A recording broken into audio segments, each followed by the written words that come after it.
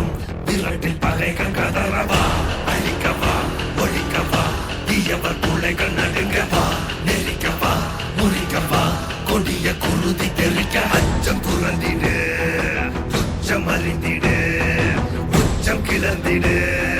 மிச்சம் என்று எதுவும் இன்றி உந்தன் ஆயுதம் என்னவென்பதை உந்தன் கைகளில் ஏந்தி நிற்கிறாய் அந்த ஆயுதம் என்ன செய்திடும்